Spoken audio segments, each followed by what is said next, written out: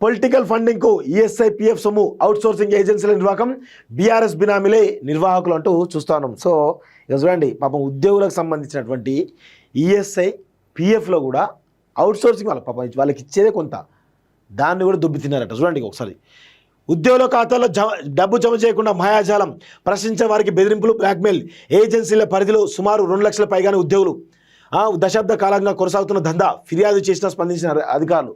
పాపం అవుట్సోర్సింగ్ ఉద్యోగులు 10,000, 15,000, 20,000, మ్యాక్సిమం 20, 21,000, 30, 25,000 వస్తాయి వాళ్ళకి. హైదరాబాద్లో ఒక ఉద్యోగి ఉద్యోగం చేయాలంటే కనీసం అంటే 50,000 కావాలి. వాడికి సింగిల్ బెడ్రూమ్ తీసుకుంటే 15,000 రూపాయలు, నెల ఖర్చులు చూసుకుంటే ఒక 10,000 రూపాయలు, పిల్లలు వాళ్ళ పాపం వాళ్ళ స్కూల్లో అవి చూసుకుంటే ఒక 10 నుంచి 20,000 రూపాయలు అవుతాయి. సో వాడికి మిగిలిన సేవింగ్స్ ఏముండవు, కానీ ఆ కుటుంబ పోషణ భారం అవుతుందో 50,000 లేనిది ముందు కదలడు మినిమం. అది దిగువ మధ్య తరగతి వాళ్ళ గురించి చెప్తున్నాను నేను, వేరే కూడా కాదు.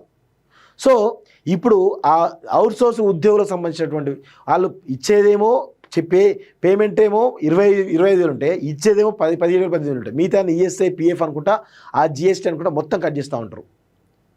సో దాన్ని కూడా దొబ్బితినటువంటి వాళ్ళు ఈ దుర్మార్గులు బీఆర్ఎస్ వాళ్ళు. చూడండి ఒకసారి చదువుదాం క్లియర్గా.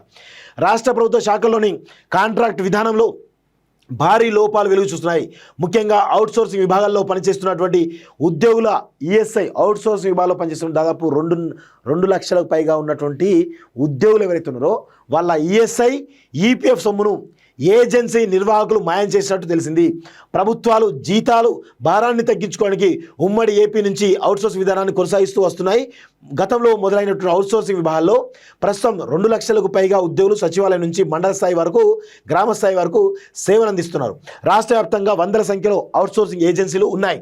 ఓవైపు సమాన పనికి సమాన వేతనం అనే డిమాండ్ వేతన జీవుల నుంచి వస్తుండగా ప్రభుత్వం అందించే జీతం సైతం వారికి సరిగ్గా చేరడం లేదు. చెప్పిన కదా, ప్రభుత్వం నుంచి వచ్చేటువంటి జీతం కూడా సరిగ్గా చేరడం లేదు. అది ఈఎస్ఐ అంటూ, ఈపీఎఫ్ అంటూ, అదేవిధంగా జిఎస్టీ అంటూ కట్ చేస్తూ ఉన్నారు. సో ఈపీఎఫ్ ఈఎస్ఐ నిధుల జమలో స్కామ్ అంటూ చూస్తున్నాం.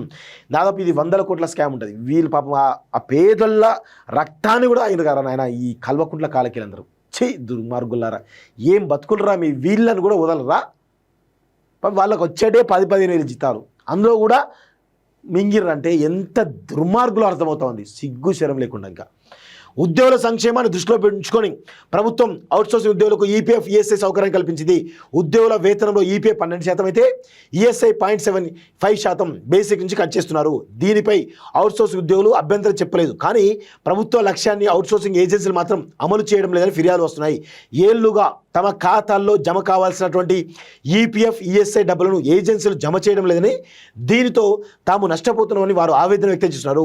రాష్ట్రంలో అత్యధిక ఏజెన్సీలు ఇదే తరహా నిర్లక్ష్యాన్ని ప్రదర్శిస్తున్నాయని ఉద్యోగులు చెబుతున్నారు. ప్రతి నెల ఉద్యోగుల జీతం నుంచి కట్ చేసుకుంటున్న ఈపీఎఫ్ ఈఎస్ఐ మొత్తాన్ని తమ జేబుల్లోకి మళ్లించుకున్నారని ఆరోపిస్తున్నారు. ఇలా ప్రతి ఏజెన్సీ గత కొన్ని సంవత్సరాలుగా కోట్లలో లబ్ధి పొందిందని అడిగినప్పుడల్లా అప్పుడు జమ చేస్తాం, ఇప్పుడు జమ చేస్తాం అంటూ బుకాయిస్తున్నారని గట్టిగా నిలిస్తే ఉన్నతాధికారుల ద్వారా బెదిరింపులు కూడా దిగుతున్నారట. ఎంత దారుణం అండి. వాళ్ళ డబ్బులు, కష్టపడ్డ డబ్బులు అడిగితే బెదిరింపులో దిగుతున్నారట ఈ దొంగలంతా కూడా. సో బ్లాక్మెయిల్ చేస్తున్నారని, మండిపడుతున్నారని అధికారుల ద్వారా ఉద్యోగులపై ఒత్తిడి తెస్తున్నారని ఆరోపిస్తున్నారు. ఉద్యోగుల సొమ్ముతో ఈ ఎన్నికలకు ఫండింగ్ అట. ఎవరు? ఈ ఏజెన్సీలు అంతా కూడా ఆ ఉద్యోగుల ఈపీఎఫ్ సొమ్ములు, ఈఎస్ఐ సొమ్ములు అన్నీ కూడా దొబ్బి తిని వాటిని బీఆర్ఎస్ ఎన్నికల ఫండింగ్ ఇచ్చారట. చూడండి, తమకు రావాల్సిన ఈపీఎఫ్ ఈఎస్ఐ జమ కాకపోవడంతో ఈఎస్ఐ ఆసుపత్రిలో చికిత్స పొందలేకపోతున్నారని వాపోతున్నారు. ఈఎస్ఐ సౌకర్యం ఉందనే ధీమాతో తాముంటే తమను ఏజెన్సీలు మోసం చేస్తున్నారని బాధితులు ఆవేదించుతున్నారు. ఈపీఎఫ్ డబ్బులను ఏజెన్సీ తమ అవసరాల కోసం, తమ అవసరాలు, ఇతర పెట్టుబడులకు రాజకీయ నాయకులు పెట్టుబడిగా వాడుతున్నారని ఆరోపిస్తున్నారు. ఉమ్మడి వరంగల్ జిల్లాలోని 2 నియోజకవర్గాల అభ్యర్థులకు ఎన్నికలకు అవసరమైన మొత్తంలో ఈ ఏజెన్సీలు అత్యధికంగా సర్దుబాటు చేశాని ఇతర ఏజెన్సీలతో మధ్యవర్తిత్వం చేయించి మరి జిల్లాలోని ఏజెన్సీల వద్ద నుంచి డబ్బులు వసూలు చేసి ఎన్నికల ఖర్చుగా ఇచ్చాయని ఉద్యోగులు చెబుతున్నారు. ఇలా రాజకీయ నాయకులకు పెట్టుబడి పెట్టే స్థాయికి వీరంతా ఎదిగారని, అవి తమకు న్యాయంగా దక్కాల్సిన డబ్బులని వెల్లడించారంటూ చూస్తున్నాం. ఉన్నతాధికారులు సైతం కొంత మొత్తం ముట్టడంతోనే ఏజెన్సీలపై ఎన్నిసార్లు ఫిర్యాదు చేసిన ఆఫీసర్లు పట్టించుకోలేదని ఆరోపిస్తున్నారు. ఇదే సమయంలో వారి రికార్డులను ఏమాత్రం పరిశీలించని చెబుతున్నారు. సో బీఆర్ఎస్ వీళ్ళ రక్త మాంసాలు తాగుతోంది. అధికారులు కూడా ఎంత చిల్లరగా కొంతమంది అధికారులు అయితే అరే వాళ్ళ పాపం మీకేమో 2 లక్షలు 3 లక్షలు 5 లక్షల జీతాలు, మళ్ళీ మీకు ఆ అసిస్టెంట్లు ఆ తోటకూర అన్నీ ఉంటాయి మీకు. పాపం వాళ్ళకు 25,000 జీతాన్ని కూడా సరిగ్గా ఇవ్వాలని దౌర్భాగ్యులు మీరు అంతా. సిగ్గుండదా కొంచెం? వాళ్ళ ఈఎస్ఐ ఈపీఎఫ్ సొమ్ము దొబ్బు తింటా ఉన్నారంటే ఎంత దిగజారిలో అర్థమవుతుంది.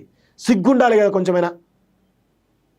వాళ్ళ పొట్టగొట్టి వాళ్ళ కష్టం వాళ్ళ రక్తాన్ని కంప్లీట్గా తాగుతూ ఉన్నారు కదా మీరైతే. ఇంకో బీఆర్ఎస్ పెద్దల అండదండలతోనే ఇవి అన్నీ కూడా ఈ గతంలో ఉన్నటువంటి ఏజెన్సీలు అన్నీ కూడా ఇప్పుడు నేను చెప్తాను, ఇప్పుడున్నటువంటి ఏజెన్సీలు కూడా దాదాపు 80% ఏజెన్సీలు అన్నీ కూడా బీఆర్ఎస్ పార్టీ కేటీఆర్ సంబంధించిన బినామీలే ఉంటారు.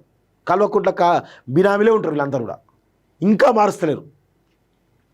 ప్రత్యేక కార్పొరేషన్ దోపిడీ కట్టుకట. సో అది ఎప్పటి నుంచో డిమాండ్ వినిపిస్తూ ఉంది. ప్రత్యేక కార్పొరేషన్ పెట్టాలి, పెడితే అక్కడ దోపిడీ కొంత అడ్డుకట్ట ఉంటుందని చాలా స్పష్టంగా చెప్తా ఉన్నారు. చూడండి, రాష్ట్ర వ్యాప్తంగా ఈపీఎఫ్ ఈఎస్ఐ జమ చేయని కొన్ని ఏజెన్సీల వివరాలు చూద్దాం.